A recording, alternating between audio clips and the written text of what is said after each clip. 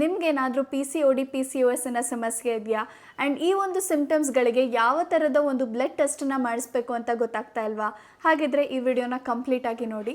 ಎಲ್ರಿಗೂ ನಮಸ್ಕಾರ, ನಾನು ನಿಮ್ಮ doctor Aishwarya. Welcome to doctor Aishwarya Gowda YouTube channel. So ಮೊದಲನೇದಾಗಿ ಫಸ್ಟ್ ಸಿಂಪ್ಟಮ್ ಏನು ಅಂದರೆ, ತುಂಬ ಕಡಿಮೆ ಊಟ ಮಾಡ್ತಿರ್ತೀರ, ಆದ್ರೂ ಕೂಡ ಅನ್ಕಂಟ್ರೋಲ್ಡ್ ವೆಯ್ಟ್ಗೆ ದಪ್ಪ ಆಗ್ತಾನೆ ಇರ್ತೀರ, ತೂಕ ಜಾಸ್ತಿ ಆಗ್ತಿದೆ ಅಂತ ಅಂದರೆ ಈ 3 ಟೆಸ್ಟ್ಗಳನ್ನು ಮಾಡಿಸಿ. ಫಸ್ಟ್ ಒನ್ ಬಂದು ಕಾರ್ಟಿಸಾಲ್, ಸೆಕೆಂಡ್ ಇನ್ಸುಲಿನ್, ಥರ್ಡ್ ಬಂದು ಥೈರಾಯ್ಡ್ ಪ್ಯಾನಲ್. ಈಗ ಸೆಕೆಂಡ್ ಸಿಂಪ್ಟಮ್ ಅಲ್ಲಿ ನೋಡಿರ್ಬೋದು, ತುಂಬ ಜನಕ್ಕೆ ಇದು ಸಿಂಪ್ಟಮ್ಸ್ ಬರ್ತಾನೆ ಇರುತ್ತೆ ಆ್ಯಂಡ್ ಕಾಮನ್ ಆಗಿ ನಾನು ನೋಡ್ತಾನೆ ಇರ್ತೀನಿ.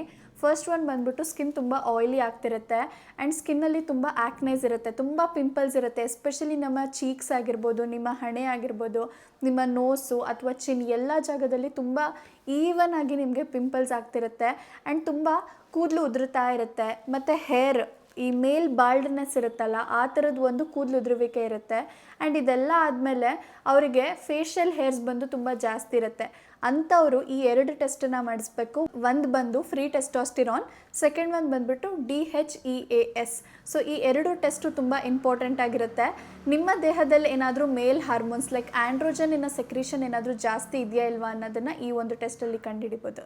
ಸೊ ಮೂರನೇ ಟೆಸ್ಟ್ ಏನು ಅಂತ ಅಂದರೆ, ಪೀರಿಯಡ್ಸೇ ಆಗ್ತಿರಲ್ಲ ಅಥವಾ ಇರ್ರೆಗ್ಯುಲರ್ ಪೀರಿಯಡ್ಸ್ ಆಗ್ತಿರುತ್ತೆ. ಆ ಥರ ಇರುವಾಗ ಈ 3 ಟೆಸ್ಟ್ ವೆರಿ ಇಂಪಾರ್ಟೆಂಟ್ ಅಗೇನ್. ಒಂದು ಬಂದು ಪ್ರೊಜೆಸ್ಟಿರಾನ್, ಸೆಕೆಂಡ್ ಒಂದು ಬಂದ್ಬಿಟ್ಟು LH ಅಂದರೆ ಲುಟೆನೈಸಿಂಗ್ ಹಾರ್ಮೋನ್, ಥರ್ಡ್ ಒಂದು ಬಂದ್ಬಿಟ್ಟು FSH follicular stimulating hormone. So ಈ 3 ಟೆಸ್ಟನ್ನ ಮಾಡಿಸೋದ್ರಿಂದ ಯಾಕೆ ಇರ್ರೆಗ್ಯುಲರ್ ಪೀರಿಯಡ್ಸ್ ಆಗ್ತಿದೆ ಆ್ಯಂಡ್ ಪೀರಿಯಡ್ಸೇ ಯಾಕೆ ಆಗ್ತಿಲ್ಲ ಅನ್ನೋದನ್ನು ಕಂಡುಹಿಡಿಬೋದು. ಸೊ ಫೋರ್ತ್ ಒಂದು ಬಂದು ತುಂಬ ಮೂಡ್ ಸ್ವಿಂಗ್ಸ್ ಆಗ್ತಾ ಇರುತ್ತೆ, ಆಮೇಲೆ ತುಂಬ ಕೋಪ ಬರ್ತಾ ಇರುತ್ತೆ, ತುಂಬ ಸುಸ್ತಾಗ್ತಿರುತ್ತೆ. ಈ ಥರದ್ದೆಲ್ಲ ಒಂದು ಸಿಂಪ್ಟಮ್ಸ್ ಬರ್ತಿದೆ ಅಂದರೆ ಈ 3 ಟೆಸ್ಟನ್ನು ಮಾಡಿಸಿ. ಒಂದು ಬಂದು ಫೆರಾಟಿನ್, ಸೆಕೆಂಡ್ ಒಂದು ಬಂದುಬಿಟ್ಟು vitamin B and vitamin D. So ಈ 3 ಟೆಸ್ಟನ್ನು ಮಾಡಿಸೋದ್ರಿಂದ ನಿಮ್ಮ ಹಾರ್ಮೋನ್ಸ್ ಯಾಕೆ ನಿಮಗೆ ತುಂಬ ಕೋಪ ಬರೋದು ಅಥವಾ ತುಂಬ ಇರಿಟೇಷನ್ ಆಗೋದು, ಮೂಡ್ ಸ್ವಿಂಗ್ಸ್ ಆಗ್ತಿದೆ ಅನ್ನೋದನ್ನು ಕಂಡುಹಿಡಿಬೋದು. ಸೊ ಫಿಫ್ತ್ ಒನ್ ಬಂದು ಹೊಟ್ಟೆ ಬೊಜ್ಜು, ಬೆಲಿ ಫ್ಯಾಟ್, ಶುಗರ್ ಕ್ರೇವಿಂಗ್ಸ್ ಜಾಸ್ತಿ ಇದೆ ಅಂತ ಅಂದರೆ ಈ 2 ಟೆಸ್ಟನ್ನು ಮಾಡಿಸಿ. ಒಂದು ಬಂದು ಫಾಸ್ಟಿಂಗ್ ಇನ್ಸುಲಿನ್, ಸೆಕೆಂಡ್ ಒಂದು ಬಂದುಬಿಟ್ಟು HbA1c test. So insulin resistance ಇಲ್ಲ ಅಂದರೆ ಡಯಾಬಿಟೀಸ್ ಅಥವಾ ಪ್ರೀ ಡಯಾಬಿಟಿಕ್ ಏನಾದರೂ ಇದ್ದಾಗೂ ಕೂಡ ಈ ಥರದ ಶುಗರ್ ಕ್ರೇವಿಂಗ್ಸ್ ಅಥವಾ ಬೆಲಿ ಫ್ಯಾಟ್ ಏನಾದರೂ ಜಾಸ್ತಿ ಆಗ್ತಾ ಇರುತ್ತೆ. ಲಾಸ್ಟ್ ಒಂದು ಟೆಸ್ಟ್ ಇದೆಯಲ್ಲ, ಇದು ತುಂಬ ಇಂಪಾರ್ಟೆಂಟ್ ಟೆಸ್ಟ್. ಅದನ್ನು ಪೆಲ್ವಿಕ್ ಆ್ಯಂಡ್ ಅಬ್ಡಾಮಿನಲ್ ಅಲ್ಟ್ರಾಸೌಂಡ್ ಅಂತ ಹೇಳ್ತೀವಿ. ಸೊ ಈ ಒಂದು ಟೆಸ್ಟನ್ನು ಮಾಡಿಸೋದ್ರಿಂದ ನಿಮ್ಮ ಓವೆರೀಸಲ್ಲಿ ಏನಾದರೂ ಸಿಸ್ಟ್ ಅಥವಾ ಫೈಬ್ರಾಯ್ಡ್ಸ್ ಇದೆಯಾ ಇಲ್ವಾ ಅನ್ನೋದನ್ನು ನಾವು ಐಡೆಂಟಿಫೈ ಮಾಡ್ಬೋದು. ಆ್ಯಂಡ್ ಈ ಎಲ್ಲ ಸಿಂಪ್ಟಮ್ಸ್ಗಳು ಇತ್ತು ಅಂತ ಅಂದರೆ ನೀವು ಟೆಸ್ಟ್ಗಳನ್ನ ಮಾಡಿಸೋದ್ರ ಜೊತೆಗೆ ಪ್ರಿಕಾಪ್ಷನ್ ಕೂಡ ತೊಗೋಬೇಕು.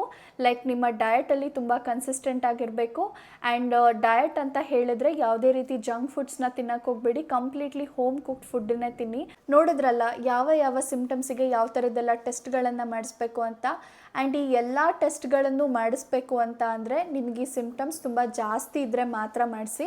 ಸೊ ಇದೇ ರೀತಿ ಇನ್ಫಾರ್ಮೇಷನಲ್ ವೀಡಿಯೋಸಿಗೆ ನನ್ನ ಯೂಟ್ಯೂಬ್ ಚಾನಲ್ನ ಸಬ್ಸ್ಕ್ರೈಬ್ ಮಾಡಿ. ಆ್ಯಂಡ್ ನಿಮಗೆ ಈ ವಿಡಿಯೋ ಇಷ್ಟ ಆಯಿತು ಅಂತ ಅಂದರೆ ಒಂದು ಲೈಕ್ನ ಮಾಡಿ.